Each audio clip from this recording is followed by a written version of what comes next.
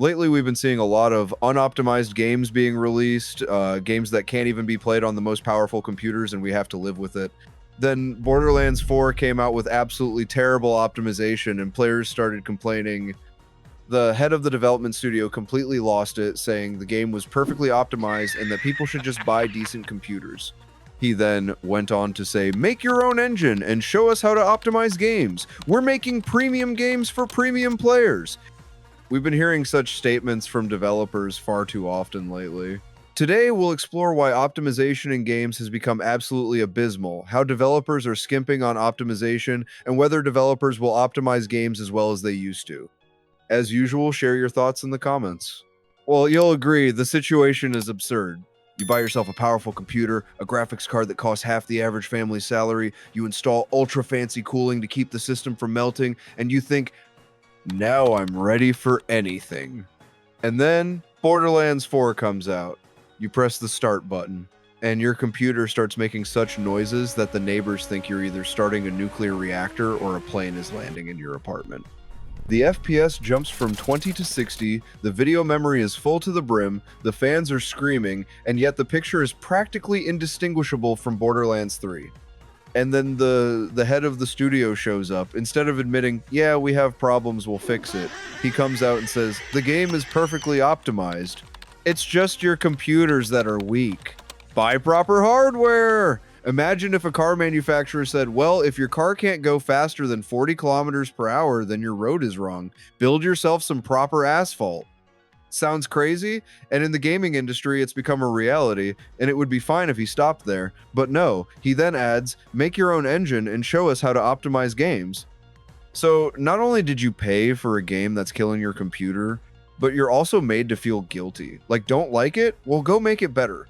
And the icing on the cake is the statement, we make premium games for premium players. So if your computer can't handle Borderlands 4, you're automatically considered not premium. You're some kind of second-rate player, unworthy of touching great art. For example, even the developers of MGS Delta admitted their fault and that the game has flaws and they're fixing them, while the developers of Borderlands 4 apparently don't even plan to do anything about their game. But what's happened to optimization in modern games? Studios used to be literally proud of the fact that their games ran on low-end systems. It was a mark of quality.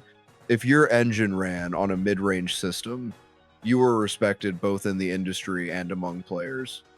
Now, developers believe it's your responsibility to have a supercomputer, not their job to make the game accessible. When we say the word optimization, many associate it with some magical process. Programmers sit there, press a few buttons, and everything works perfectly. But in reality, it's a hell of a lot of work.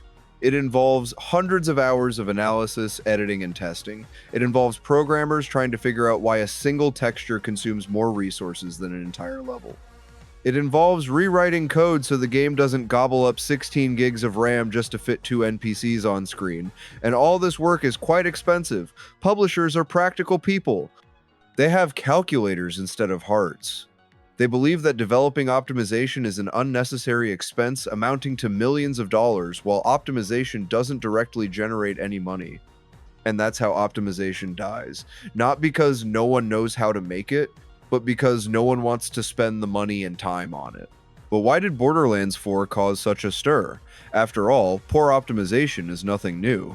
It's because Borderlands has always been a series with comic book graphics. It never aspired to photorealism.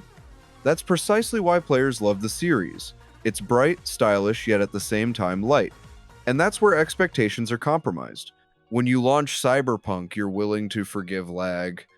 The world is vast, there are tons of systems, there was the promise of a revolution, but when the cartoonish Borderlands behaves worse than Cyberpunk, it's downright irritating.